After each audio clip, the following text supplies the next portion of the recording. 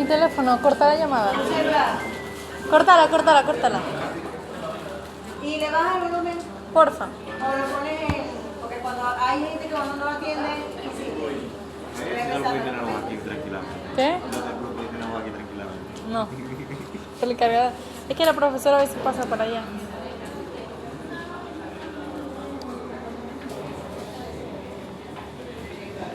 Todo lo que hemos generado ahorita en nuestras rutas metabólicas de glucólisis, de carboxilación oxidativa de piruvato y el ciclo de Krebs, lo que no fue ganancia neta en forma de ATP, lo perdimos en forma de CO2 y lo otro fue en forma de NADH y FADH. Ese FADH y ese NADH que hemos obtenido en nuestras rutas metabólicas, que lo tenemos aquí, lo vamos a utilizar en la cadena transportadora de electrones. En los organismos eucariotas, sigo existiendo, esa cadena transportadora de electrones está ubicada en la membrana interna de la mitocondria, mientras que en los organismos procariotas se ubica en su membrana celular, es decir, la membrana que llamamos citoplasmática que envuelve a su citoplasma, porque ellos no tienen mitocondria.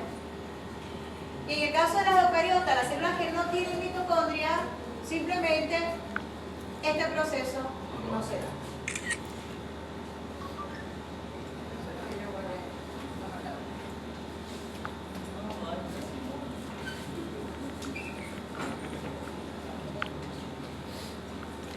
¿Qué es la cadena transportadora de electrones? Como su nombre lo dice, cadena. Las cadenas tienen eslabones, está unido un eslaboncito con otro y forman un circulito cerrado. En esta cadena transportadora de electrones, nuestros eslabones van a ser unos complejos proteicos. Esos complejos, además de tener proteína, tienen iones metálicos que son buenos transportadores de electrones, como el hierro y el cobre. ¿Por qué lo llamamos cadena? Porque no solamente tenemos uno, sino que tenemos varios complejos, el complejo número 1, el complejo número 2, el complejo número 3 y el complejo número 4. ¿Qué va a ocurrir? ¿Por qué se llama cadena transportadora de electrones? Porque entre los complejos lo que va a ocurrir es que se van a transferir los electrones de un complejo a otro. Sin embargo, desde ya les digo, tenemos tres complejos, complejo número 1, complejo número 2, complejo número 3 y complejo número 4. El complejo número 1 va a recibir los electrones que trae el NADH. El complejo número 2 es el complejo de la succinato deshidrogenasa. Quiere decir que él está asociado al FADH. Él solamente va a recibir los electrones que vienen del FADH. El complejo número 3 se va a encargar de recibir los electrones que atrapó el complejo número 1 del NADH y los electrones que atrapa el complejo número 2 que vienen del FADH. Quiere decir que los electrones se van a mover, no del 1 hacia el 2, no. En el 1 recibo los del NADH y los envío para el 3, salud.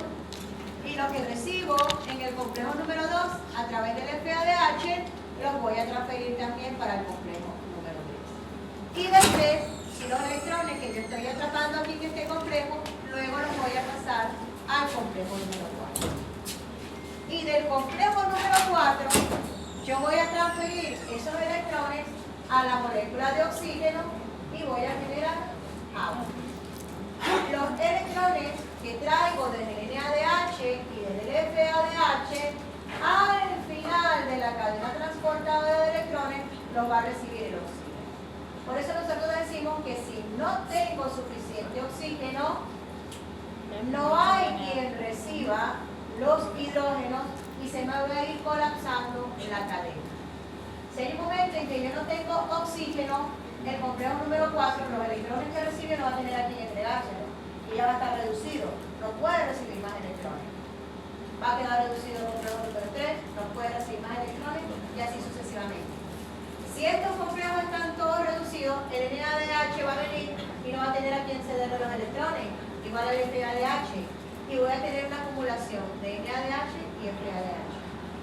Como el NADH yo lo produzco en mayor cantidad, son ellos los que generalmente van a hacer el efecto inhibitorio en las rutas metabólicas que lo están generando. ¿Ok? Mi último sector de electrones es el oxígeno. ¿Qué pasa? En este complejo número 4, el oxígeno viene en forma de O2, en su forma molecular. Así lo respiramos, ahí sí él encuentra estabilidad. ¿Qué tiene que hacer este complejo? Este complejo lo disocia. ¿Por qué? Porque cada molécula de oxígeno va a recibir 2 hidrógenos. Yo no formo, teóricamente, no formo directamente H2O2, esto es peróxido de hidrógeno. Es muy reactivo. Se me puede generar. ¿Qué hace este complejo? Separa este oxígeno para que este pueda recibir sus hidrógenos y formar H2O, y para que este también pueda recibir sus hidrógenos y formar H2O. Pero en este proceso se me puede generar justamente muchos oxígenos reactivos. ¿Por qué? Porque se generan iones de oxígeno y a la larga voy a tener producción de peróxido de hidrógeno. Para la eliminación del peróxido de hidrógeno nosotros vamos a ver qué mecanismo utiliza la célula. ¿Qué vamos a ver nosotros ahorita? Cómo fluye esta cadena transportadora de electrones, qué es lo que él me va a generar, de qué forma voy a generar la energía para que finalmente ellos puedan generar ATP. Y estos metabolitos riesgosos entre comillas, bueno, riesgosos entre comillas no son riesgosos porque son altamente reactivos y pueden hacer daño celular porque rompen moléculas. ¿Cómo hacer nuestra célula para eliminarlo? Y vamos a ver una ruta alterna de oxidación de la glucosa, que es a través del ciclo de la fructosa fosfato.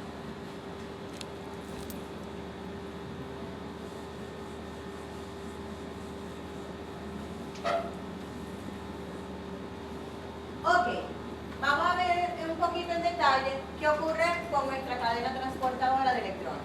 La siguiente. Ok, yo tengo una mitocondria, lo que nosotros llamamos la membrana externa de la mitocondria es esta que está afuera, es una bicapa lipídica, es la que envuelve a la mitocondria. Pero la mitocondria internamente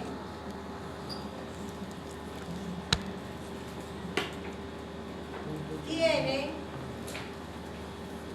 una membrana que forma crestas. Esta es la que llamamos nosotros membrana interna de la mitocondria. ¿Qué ocurre? Va a haber una interacción, vamos a decir que esto es lo que llamamos nosotros el espacio intermembrana, entre membrana externa y membrana interna, y este va a ser el espacio, vamos a decir, dentro de la mitocondria, lo que llamamos la matriz mitocondrial. Espacio intermembrana y el espacio de la matriz mitocondrial.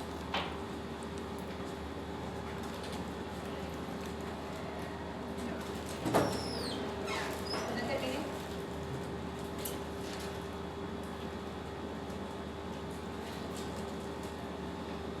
Este complejo de todos los complejos de la cadena transportadora de electrones están ubicados en la matriz interna. No lo tengo en la membrana externa, sino que lo tengo en la membrana interna. El complejo número 1 es un complejo enzimático, porque se va a encargar de oxidar al NADH. Dentro de ese complejo enzimático, yo voy a tener varios centros sulfuroferrosos. Esos centros sulfuroferrosos son complejos de oxidorreducción y entre ellos va a ocurrir una transferencia de electrones internamente. Este complejo número 1, cuando recibe a los hidrógenos que trae el NADH, sufre un cambio conformacional. Ese cambio conformacional induce a que este complejo que tiene función enzimática pueda transportar hidrogeniones desde un lado a otro de la membrana interna mitocondrial. Inicialmente, quien recibe los hidrogeniones del NADH NADH, no se lo tienen que aprender todo, simplemente para que sepan que es un complejo grande, por eso lo llamamos complejo enzimático. Él va a recibir inicialmente a través del flavin monofosfato los hidrogeniones que trae el NADH. Se oxida el NADH, queda como NAD, libre para seguir trabajando en el metabolismo, para seguir recogiendo hidrogeniones. Y del flavin monofosfato pasa a varios núcleos de sulfato ferroso que entre ellos se van a transferir cuando uno está en estado oxidado, está ávido por los electrones. Y esos electrones van a reducir cada uno de los centros, pero como cada uno de ellos está oxidado y se puede reducir, va a haber un proceso de oxidorreducción entre esos centros sulfato ferroso. ¿Qué ocurre y qué es importante saber y conocer? Que en la medida que yo voy transfiriendo los electrones, no es al azar que hay cualquier elemento que me pueda reducir, mejor dicho, oxidar al NADH, sino en la medida que yo me voy moviendo entre todos los transportadores de electrones que nosotros vamos a ver, nosotros vamos a ir desde menos electronegativos hasta más electronegativos. ¿Y quién es el más electronegativo? El oxígeno. Entonces, por eso los electrones fluyen en ese sentido, porque voy desde elementos que son electronegativos, le están quitando el hidrógeno al NADH, pero en la medida que yo me voy moviendo a través de los transportadores de electrones, ellos van a variar en su electronegatividad y vamos a pasar desde menos electronegativo hasta más electronegativo hasta llegar al oxígeno. Luego de estos complejos ferrosos, quien va a recibir o quien les va a quitar a ellos los hidrogeniones, que traigo los hidrogeniones, los hidruros que trae el NADH y que va a pasar por el flavin monofosfato y por el sulfato ferroso, por los centros sulfato ferrosos, es la ubiquinona. La ubiquinona es una molécula que es hidrofóbica y se puede mover a través de la membrana. Es una molécula móvil y se puede mover lateralmente a través de la membrana. La ubiquinona, cuando se reduce, la llamamos ubiquinol y ella se va a mover hacia el complejo 3 para llevar los electrones que trajo el NADH para acá. Como les dije, cuando estos electrones pasan a través de este complejo activa una actividad. Si se induce, al cambiar de conformación, se induce en ella una actividad de bomba de protones. ¿Qué es una bomba? Va a pasar de un lado hacia otro los protones. Lo va a pasar desde el espacio intermembrana hacia la matriz mitocondrial. Por cada NADH que entra, el NADH no entra, por cada NADH que cede sus electrones hacia el complejo número 1, por cada par de electrones que va a transferir, se van a bombear 4 protones hacia el espacio intermembrana. Repito, por cada par de electrones que el NADH transfiere al complejo número 1, él va a activar su bomba de protones y va a lanzar protones, 4 protones, desde el espacio intermembrana hacia el espacio de la matriz mitocondrial. Él transfiere los protones, ya la ubiquinona transformada en ubiquinol ya está reducida. Cuando está reducida, se mueve hacia el complejo número 3. La siguiente, por favor. O para las. Queda su ubiquinona allí. Vamos a ver qué ocurre en el complejo 2. El complejo 2 es un complejo más pequeño. Dijimos que era pendiente de la flavina, del FAD. Él va a tomar los electrones que trae el FAD cuando se oxida el succinato para pasar a fumarato, y entonces esos electrones que trae el FAD los toma el complejo número 2 y se lo transfiere también a una ubiquinona. Una ubiquinona, cuando decimos ubiquinona, es que está oxidada. Recibe, se reduce, se convierte en ubiquinol y y pasa entonces hacia el complejo número 3. Esto que indica aquí son otros centros que reciben FADH, pero nosotros vamos a hablar solamente del ciclo de Krebs porque es el que nosotros conocemos. La siguiente, por favor. Ok, ya sabemos que la ubiquinona puede recibir electrones tanto del complejo número 1 como del complejo número 2. Algo que se me olvidó mencionar. Nosotros dijimos que en el complejo número 1 se activaba una función de bomba de protones. Eso no ocurre en el complejo número 2. El complejo número 2 simplemente recibe los electrones y se los transfiere a la ubiquinona. No tiene capacidad para bombear protones. Por eso decimos que el nivel de rendimiento energético del FADH no es igual al del NADH. Ya lo vamos a ir viendo poco a poco por qué. Desde ahorita lo que vamos guardando en nuestro cerebrito es que el complejo número 1 que recibe del NADH sí puede bombear 4 protones hacia la matriz mitocondrial. Mientras que el FADH que recibe en el complejo número 2, ese complejo número 2 no tiene la capacidad de bombear protones. Entonces, no genera una diferencia de concentración de protones entre la matriz mitocondrial y el espacio intermembrana, que se va a ir generando poco a poco. La ubiquinona viaja hacia el complejo número 3. En el complejo número 3, que es el complejo de la citocromo oxidasa, nosotros vamos a tener allí unas moléculas de citocromo que también tienen movilidad, tienen la capacidad de moverse. Y el citocromo, una vez que es reducido, se va a mover hacia el complejo número 4. Pero ¿cuál es la particularidad en este caso? Fíjense que nosotros decimos, el NADH acepta un par de electrones, el par de electrones pasa al complejo número 1, el complejo número 1 acepta el par de electrones, y la ubiquinona acepta el par de electrones. Pero el citocromo no tiene la capacidad de tomar ese par de electrones, sino que toma uno por uno. Toma primero uno, lo lleva al complejo número 4 y luego toma al cuarto y lo lleva al complejo número 4. Entonces, ¿qué ocurre? La ubiquinona como que lo espera. La ubiquinona le cede un electrón al citocromo, pero ella trae 2. Entonces, ella queda almacenadita ahí en el complejo número 3. Luego viene otro citocromo y le quita entonces ese segundo electrón a la ubiquinona.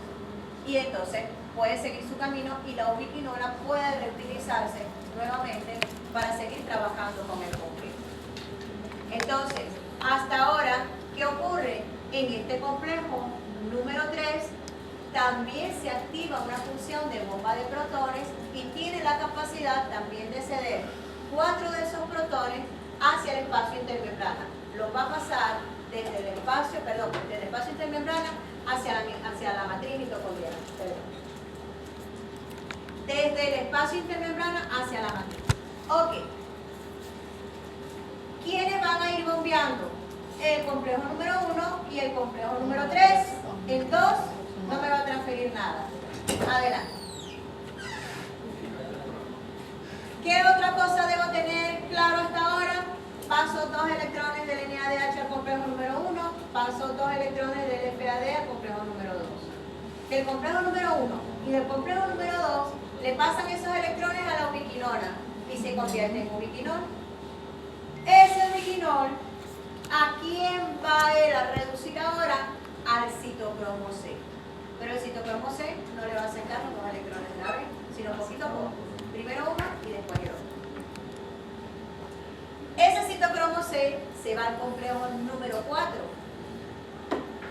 Y dijimos que este complejo de la citocromo oxidasa, que es el complejo número 3, tenía la capacidad también de bombear 4 protones. Entonces yo voy a escribir aquí. Yo tengo mi complejo número 1. Tengo el complejo número 2. Tengo el complejo número 3. Este complejo puede bombear 4 hidrógenos. Voy a colocar aquí 4 protones desde el espacio intermembrana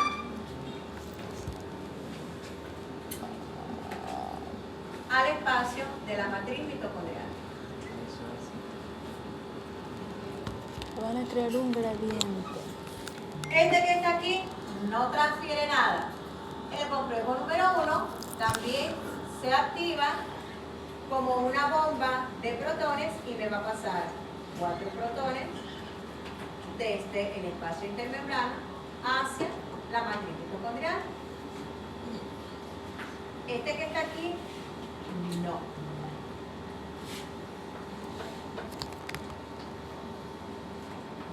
Aquí el ubiquinol llegó, salió como ubiquinona,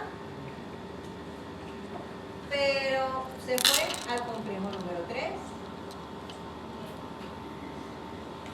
Este complejo número 2 también recibe la ubiquinona, pasa a ubiquinol y se va hacia el complejo número 3. Aquí quien se va a reducir va a ser el citocromo C. Quien va a salir reducido va a ser el citocromo C. Va a salir con su electrón, pero va a salir con un solo electrón. Aquí trae 2 electrones. Este trae 2 electrones. Pero este nada más un solo electrón y se va a ir al complejo número 4. Sí. Voy a colocar 2 flechitas, ¿por qué? Porque el citocromo C tiene que ir, entregar, y otro, o el mismo, viene y entrega otro electrón para que este complejo se active y le transfiera el par de electrones y me forme la molécula de agua. Otro citocromo C con un electrón. Citocromo C. Quiere decir que yo necesito que aquí lleguen 2 citocromos C que me traigan los electrones. Chévere. Este complejo, primero, yo tengo aquí el oxígeno disociado.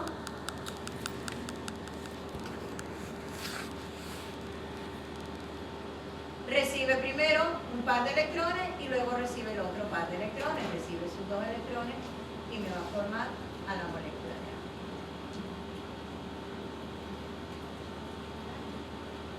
agua. Debería de tener 2 oxígenos, porque viene como O2, lo disocio y me genera 2 moléculas de oxígeno y cada molécula de oxígeno me va a generar agua. Este complejo que está aquí tiene la capacidad de bombear también 4 electrones. Pero ¿qué ocurre con esos 4 electrones? Perdón, esos 4 hidrogeniones. De esos 4 hidrogeniones que él va a bombear de aquí, vamos a ponerlo en rojito. ¿Qué perdí? Todos lo teníamos en rojo. Voy a borrar los 2 citocromos. Ya tiene las 2 flechitas aquí.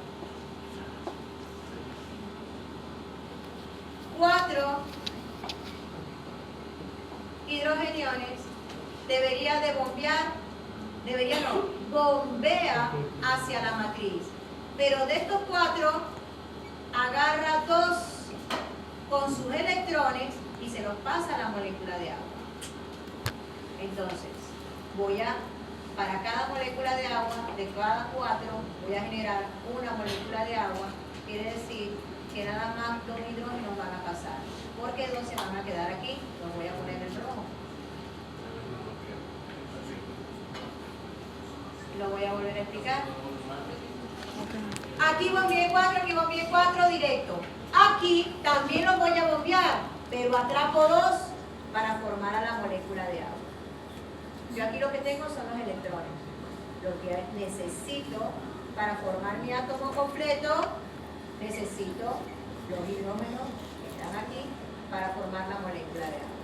De estos 4, 2 se quedan en la molécula de agua y 2 pasan a la matriz mitocondrial. ¿Qué quiere decir eso? Si viene un NADH, yo voy a bombear un par de electrones. Quiere decir que cuando yo llego aquí, con mi par de electrones, yo he bombeado 4, 4 y 2. El NADH, que va a inducir el bombeo en el complejo 1 de 4 protones. En el complejo 2, no, porque ahí recibes el FADH. En el complejo 3 van 4 hidrógenos. Y en el complejo 4 se van a ir 2. Solamente 2. ¿Por qué solamente 2? Porque 2 van a dar una molécula, para formar una molécula de agua. Ya. Quiere decir que por cada NADH voy a generar, realmente voy a bombear 8 protones. Ahora, el FADH en el 1 no entra. En el 2 entra, pero no genera nada, porque no tiene actividad de bomba. En el 3, ella va a generar los 4 protones. Pero en el 4, igualito, se va a comer 2 para la molécula de agua y me va solamente a bombear. Quiere decir que él solamente va a bombear 6. Ay, aquí puse 8 y todo el mundo se quedó conforme con el 8. No son 8, son 10. 4 y 4, 8 y 2 son 10. ¿Y todo el mundo? Sí. Usted es la que sabe si a todo. Porque lo que usted diga es así. Pero usted también sabe sumar. No me puedo equivocar sumando. Si usted dice que eso da 1, es 1. Esa es ella la dura, es la que sabe. A la matriz mitocondrial, aquí, en el complejo número 4. Ajá. Pasan 2. Es que todavía no ha pasado la de 4, entonces está confundido. Y en el 2 no pasa nada. No pasa. No pasa. En el complejo 2 no pasa. No, porque no tiene actividad de bomba. No bombea. Solamente tiene actividad de bomba, de protones, el 1, el 3 y el 4. Ajá. ¿Qué debemos ir grabando? Solamente. Tratando de no enrollarnos mucho. El 1, el 3 y el 4 son los que tienen actividad de bomba de protones. El 1 va a recibir del NADH. El 2 va a recibir del FADH. En el 1 y en el 2, ¿quién transporta los electrones? Cada uno tiene unos centros de iones metálicos que se van a encargar de transportar. Pero ¿quién va a recibir esos electrones? Los recibe la ubiquinona. Se transforma en ubiquinol y tanto del complejo 1 como del complejo 2 van a ir hacia el complejo 3. ¿Quién va a recibir esos electrones en el complejo 3? El citocromo C. Nosotros en el complejo 3 tenemos una cadena de citocromos, pero quien realmente se va a movilizar para llevar los electrones hacia el complejo 4 es el citocromo C. ¿Qué tiene de especial el citocromo C? Que va a llevar 1 por 1. ¿Qué tiene de especial la ubiquinola? Que la ubiquinola tiene que, el ubiquinol, que ya está reducido, tiene que prácticamente esperar en el complejo para poder liberar un electrón, porque no puede liberar los 2 electrones de un solo sopetón, porque el citocromo no se lo permite. El citocromo se lleva un electrón y lo lleva al complejo número 4 y el complejo número 4 se queda con el primero, porque necesita 2 para poder realmente reducir al oxígeno. La siguiente, por favor. El citocromo C, tengo que esperar que el citocromo C traiga los 2 electrones para que entonces se pueda realmente reducir al oxígeno para formar a la molécula de agua. Lo que nosotros decíamos originalmente, realmente yo voy a pasar, el complejo va a tender a pasar 4 hidrógenos, pero hay 2 que los va a captar la molécula de agua, el oxígeno para formar a la molécula de agua. La siguiente. Ok, entonces, fíjense, aquí aparece otro elemento en esa membrana mitocondrial que está asociado a la membrana, que es la ATPasa. ¿Qué es la ATPasa? La ATPasa es un complejo enzimático que se encarga de sintetizar ATP. Esa es su función. Fíjense que nosotros tenemos aquí una fotico de la membrana interna de la mitocondria y todas esas bolitas que se ven aquí son del complejo de la ATPasa. Para que ustedes vean la cantidad de ATP que puede generar una sola mitocondria. La cantidad de ATP que necesitamos para funcionar. Entonces, esta ATPasa está asociada a la cadena transportadora de electrones. Entonces, cuando nosotros hablamos de la producción o de la síntesis de ATP, la función de la ATPasa está asociada a esta cadena de electrones, transportadora de electrones. ¿Por qué está asociada? ¿Por qué tiene que estar cerquita? Porque lo que va a utilizar ella para sintetizar ATP son los protones que estamos generando nosotros de diferencia entre la matriz y el espacio intermembrana. Vamos a pasar hacia la siguiente, por favor. Fíjense. Esta es la estructura de una ATPasa. Ella tiene una zona cilíndrica que va a ser móvil. Ella va a tener la capacidad de rotar. Estas estructuras verdes que tenemos nosotros aquí, que están diferenciadas en verde, normalmente son 12, entre 8 y 12. Ellas tienen la capacidad de, al recibir el hidrógeno, al enlazarse con una molécula de hidrógeno, al generar una interacción con la molécula de hidrógeno, ella cambia su conformación. Y al cambiar la conformación, induce la rotación dentro de la membrana. Está en la membrana y este complejo simplemente va a rotar. Esta fracción que está aquí, donde tiene señalado esta flechita, significa que él va a tender a rotar. Por cada hidrógeno que se une a una de estas proteínas C, que la llamamos proteína C, que está formando esta estructura cilíndrica, por cada uno que se mueve, ella va a girar un poquito. Y se mueve otro hidrógeno y gira otro poquito.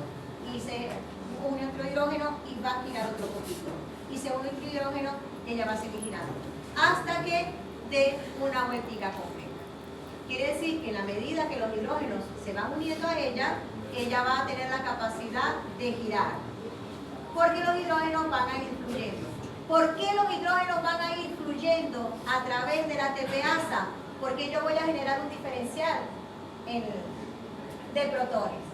¿Cómo genero yo ese diferencial de protones? Esa diferencia de concentraciones. Y aquí es cuando es importante aquel concepto que nosotros vimos de difusión y de ósmosis.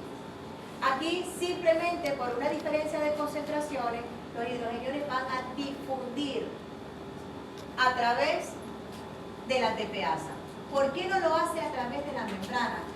Porque la membrana no es permeable a esos hidrogeniones. De hecho, para yo poder moverlos en la cadena transportadora de electrones, lo hice a través de la bomba.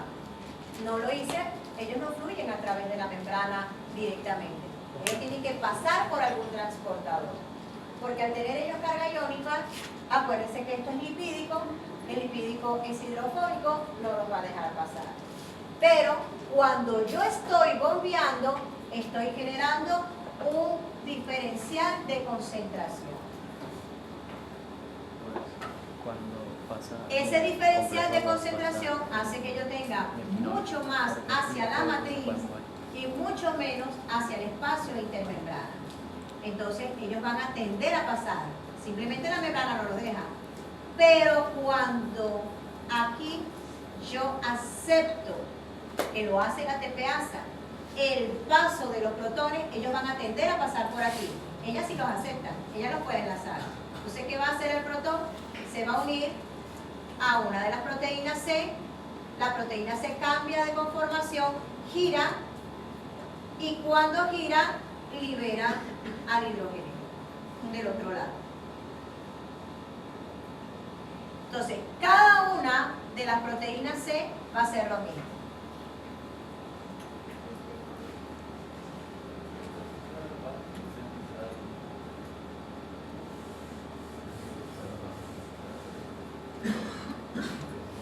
Esta ATPasa,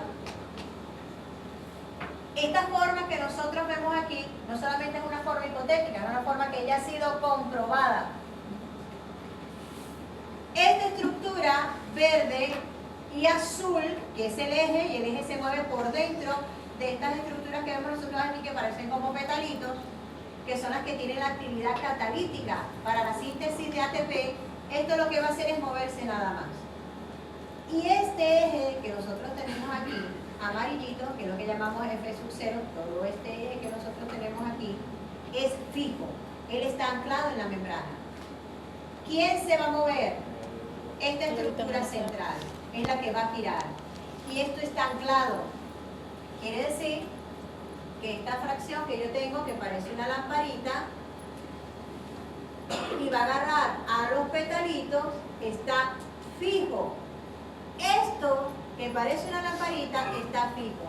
¿Y qué va a ser la parte móvil? La verde, que va a tener un eje que entra aquí, que es la fracción azul. Lo hice muy largo. Este va a girar y este se va a mantener rígido, es inmóvil. Esto está anclado en la membrana. ¿Y quién va a girar?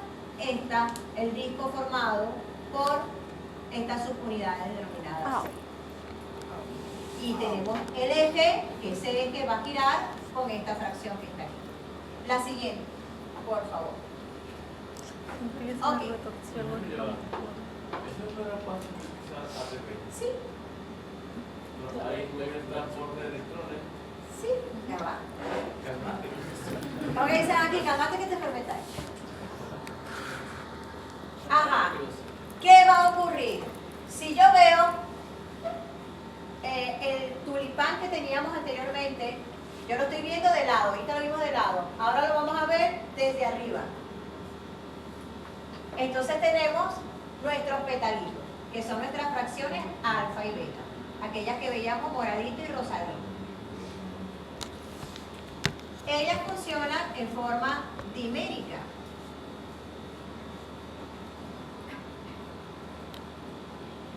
Dijimos que esta zona, que es esta que está aquí, estos petalitos que tenemos nosotros aquí, están fijos. Y esta fracción, que era la verdecita que veíamos en la anterior, tenía unas subunidades, que eran las subunidades C, que cuando el hidrógeno iba a pasar, porque iba a intentar forzar la pasada, porque aquí hay mucho más concentración de hidrógeno que aquí, ella le va a permitir el paso, porque el resto de la membrana no se lo va a permitir. Pero ¿cómo le permite el paso? Él se va a unir a la molécula de C, se cambia la conformación, hace una fracción de giro y libera a los hidrogeniones de este lado, a los protones de este lado. Entonces, dijimos que tenía aproximadamente 12, o tiene 12 de las 6. Quiere decir que por cada paso del hidrogenión, ella va a moverse.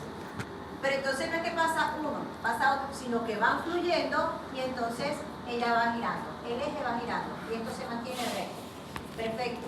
Si yo veo esto desde arriba, esta flecha va a ser el eje que va a ir girando. Y estos son los pétalos. Estos petalitos, dijimos que eran las unidades catalíticas. ¿Qué hacen esos petalitos? Esos petalitos tienen una conformación. Tienen una conformación que atrapa ADP y grupo fosfato. Tiene otra conformación que los une y otra conformación que los libera.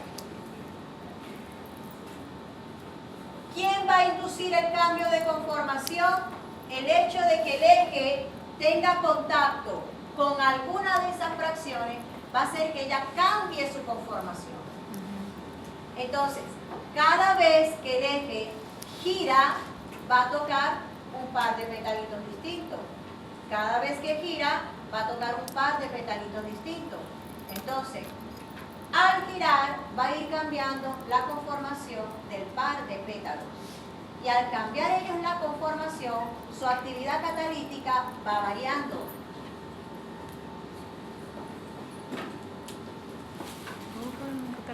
Cuando usted se sienta pegadito a un compañero porque está viendo el celular, porque está viendo el cuaderno o porque son novios, se juntan y se sientan juntitos, si uno se mueve, el otro también se incomoda porque están juntos. Si usted está distante y aquel se mueve, a usted ni le importa. Pero si el que está al lado se medio mueve o se tira, usted siente el movimiento de la persona porque está pegado a él, está unido a él. ¿Qué es lo que pasa aquí? yo tengo estas unidades diméricas, este dímero y este dímero, uno pegado al otro, están juntos.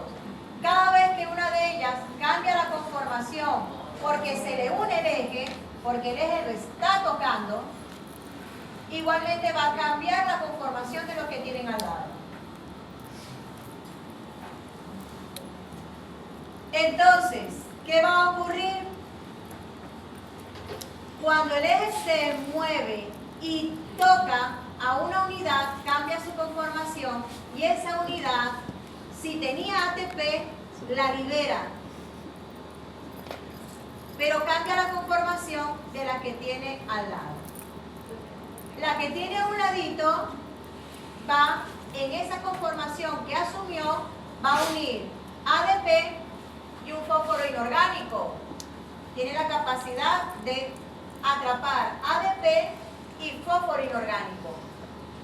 Y la otra conformación tiene la capacidad de generar la fusión entre los dos, entre el ADP y el fósforo inorgánico, y los une y genera ATP. Yo voy a borrar aquí.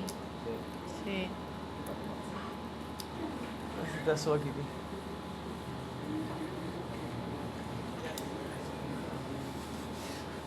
Ay, borré la cuenta, pero ahí se graban 10 y 6.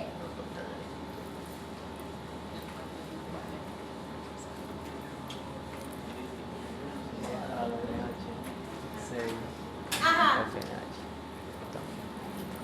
Tengo una unidad catalítica. Vamos a decir.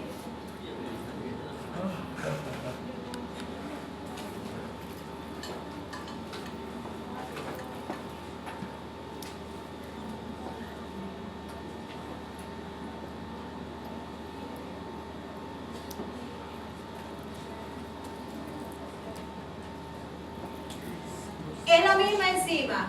En la medida que la enzima va reaccionando, va modificando su forma. Aquí yo voy a, la enzima inicialmente va a unir ADP y fósforo inorgánico. Y me va a generar el ATP, lo va a condensar y me genera el ATP. Cuando me genera el ATP, ya es otra molécula, no es el ADP ni es el fósforo inorgánico. La interacción que tiene la enzima con la molécula es diferente. La estructura de ella es distinta y la estructura obviamente del sustrato modificado, que ya lo genera en producto, estos son mis sustratos, este es mi producto, es completamente distinto. Ya cuando cambia la forma del producto y también va cambiando la forma de la enzima, lo libera. Va a liberar el ATP. Esa actividad catalítica de la enzima, ¿quién la va llevando?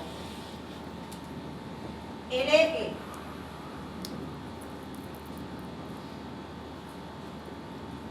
Cuando el eje lo toca, cuando el eje, este está tocado por el eje, lo libera. Pero como tiene otras dos al lado, tiene una de estas aquí,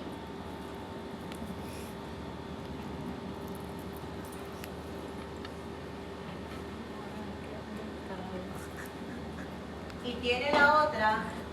Marica, yo. Debí colocarla en la misma posición que está en la imagen para que no se pierda. Aquí tengo el ADP y aquí tengo el fósforo inorgánico. Ay, Dios mío. Con Voy a flash. hacer al revés. Sí, voy a girar así.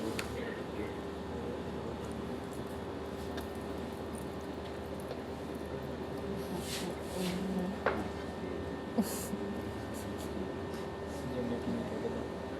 Se ha chantado. Parchado. Se parchó. No le importa la gente. La televisión.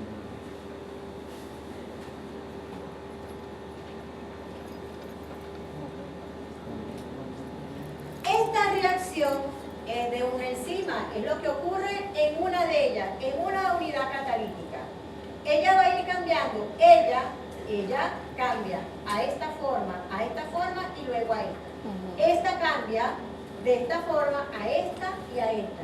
Y esta va a cambiar también a las tres formas distintas.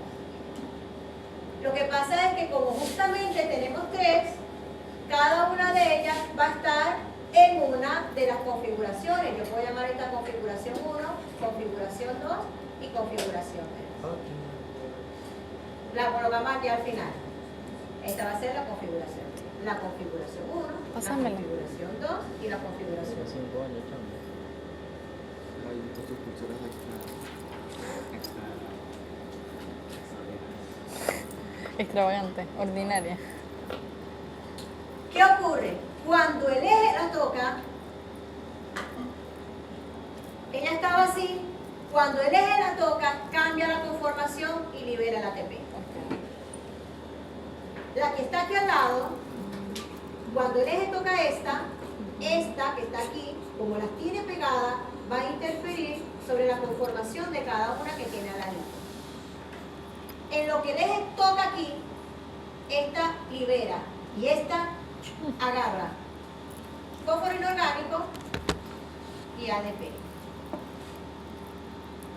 ¿Qué pasa? Cuando gira, lo va a tocar y esta, que estaba en esta conformación, perdón, gira, lo voy a girar al revés. Esta libera y esta debe, cuando yo voy a girar y debe tocarlo, ella ya debería haber liberado el ATP, el ADP. Este es el original. Le sigue así. Y aquí libera. Debería ser así. En lo que esta, lo que pasa es que ver la transición no es tan sencillo. En lo que él toca, libera. Y esta que estaba aquí, que había asumido al fósforo inorgánico y ADP, inmediatamente pasa a la otra configuración y une.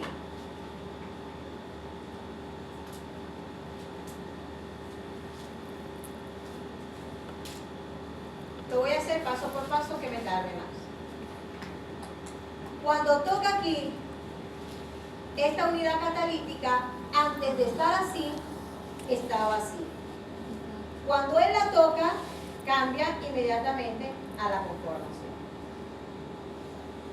Este que está aquí, inicialmente estaba en esta posición. Cuando el eje tocó y liberó aquí, ¿qué hizo esta? Cambió la conformación de unir y formar el ATP y el ADP. Quiere decir,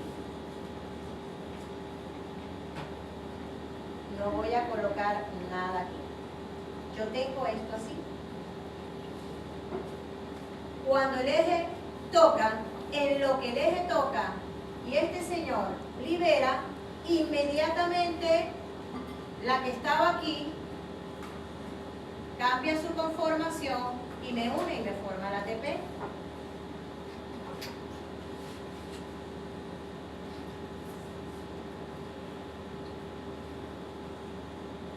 Este está cerrando. Y esta que originalmente me estaba formando, vengo aquí, libero, formo el ATP. Y este, entonces, va a unirlo ahora. Este que estaba en esta conformación, inmediatamente pasa este a esa conformación, adquiere uno y adquiere otro.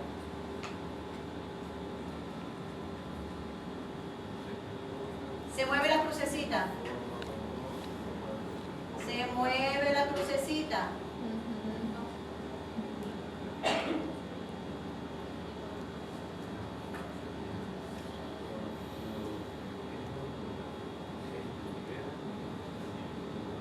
Liberó. Toca la crucecita. Liberó. Este que estaba así en este paso, en este momento, cuando la crucecita toca y este libera, inmediatamente este une el ATP y me forma el ATP.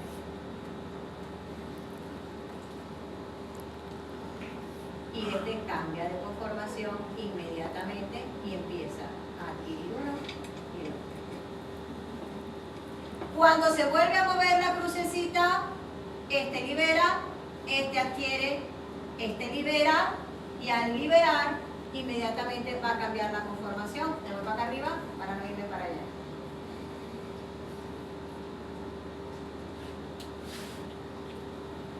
Muevo la crucecita.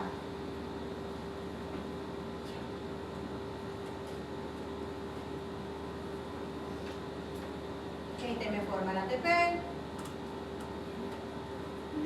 Se mueve la crucecita, este une y forma el ATP.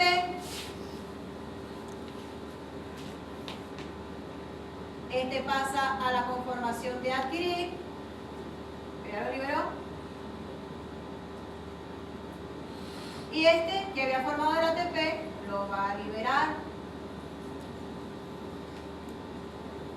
La crucecita, la flechita se movió para acá. Entonces, di una vuelta. Cuando doy una vuelta, libero 1, 2 y 3 ATP por cada vuelta que da la crucecita. ¿Qué ocurre? ¿Cómo se va moviendo la crucecita? Un círculo tiene 360 grados. La crucecita se va a ir moviendo cuando pasan 3 hidrogeniones a través del eje, es decir, se unieron 3 protones a 3 fracciones C y giró. ¿Cuánto giró? Si yo tengo 1, 2 y 3 posiciones, ¿cuánto debe girar para formar los 360 grados en 3 fracciones de giro? 120. 120 grados. Centígrados. 120 grados. Giro 120 grados, libero una molécula de ATP. Giro 120 grados, libero otra molécula de ATP. Y giro 120 grados, completo los 360 grados y libero la otra molécula de ATP. Entonces, por cada giro completo, yo debería de estar formando 3 moléculas de ATP, una aquí y una aquí. Este giro, ¿quién lo va a controlar? Lo va a controlar el flujo de hidrogeniones. ¿A través de quién? A través de las fracciones C que tenía yo formando en la base. Cada 3 hidrogeniones que se unen a C, ella se va a unir, se va a mover 120 grados. Uno dice, es complejo, pero este es un mecanismo que está súper comprobado. Lo que actualmente está en discusión es cómo se genera el gradiente de protones. Porque eso de que se activa una bomba de protones en el complejo 1, en el complejo 3 y en el complejo 4, ciertamente es cierto, pero no se conocía el mecanismo por el cual ocurría. Y ahorita hay investigaciones que están asociando a una bomba de sodio que está participando en ese mecanismo. Pero todavía no está totalmente dilucidado. Por eso no lo traigo a colación. Pero para que sepa. Ajá. Entonces, fíjense, para dar una vuelta completa, yo necesitaría 9 hidrógenos. Para dar una vuelta completa. Sí, claro. Entonces, nosotros habíamos dicho que cada NADH que entraba me iba a generar aproximadamente un gradiente de protones de 10 y que cada FADH me iba a generar un gradiente de protones de 6. Sí. No Entonces, teóricamente, yo digo, bueno, si el NADH me está dando 10 hidrógenos, quiere decir que yo tengo suficiente para generar 3 moléculas de ATP. Entonces, teóricamente, yo aquí tendría aproximadamente 3 moléculas de ATP. Y aquí me daría nada más, teóricamente, para 2 moléculas de ATP. Son muy inteligentes. Porque nada más yo estaría induciendo 1 y 2 hilos. El tercero no. Debería generar 2 moléculas de ATP. Pero resulta que yo tengo gastos hidrogeniones y gastos de ATP en el camino. ¿Qué tengo yo aquí? Simplemente voy haciendo un cambio de conformación, lo que expliqué allá. La siguiente, por favor. La siguiente. No, si ustedes comieron, y pasaron 15 minutos comiendo. Eso era para los veteranos, que pobrecito, era súper intensivo. Ay, pobrecito. Profe, ¿y nosotros no somos pobrecitos? No, ustedes tienen mucho más tiempo para estudiar. Los de verano tienen examen toda la semana, ¿sí o no? Poli. Y tenía examen y clase, examen y clase, examen y clase. No descansaba. Y un poquito. No, la siguiente. Miki, no podía olvidar mi termo de café y la bolsa de chocolate. Los ven para arriba. Ahí las exposiciones. Y más las exposiciones, las maquetas, Arriba. profe. Ahí le tocó intensivo. Y bioquímica intensivo es rudo. Ah, Otros no, no, lo profe. tengo al final. Aquí sí me van a disculpar. Baja, baja, baja, baja. Baja, baja. Ah. Bueno, por eso nos vamos a tomar un break. Ok. Fíjense. Ciertamente yo estoy generando en un lado, aquí yo tengo mi ATPasa. Yo por un lado estoy generando moléculas de ATP para poder generar energía. Entonces mi ATPasa está generando ATP. Está generando ATP, en un lado de la membrana. Pero para yo poder transportar ese ATP, yo necesito gastar un protón en el transporte de ese ATP. Por eso yo lo digo que netamente yo estoy obteniendo los 3 ATP de cada uno. Porque yo gasto hidrogeniones para ayudar en el transporte tanto del ATP e incluso el fósforo inorgánico que yo debo tener del lado de la matriz mitocondrial donde estoy generando el gradiente protónico. Entonces, ese gradiente protónico que se me está generando, no solamente no lo estoy utilizando todo en la síntesis de ATP, sino que esos protones yo voy a estarlos gastando también para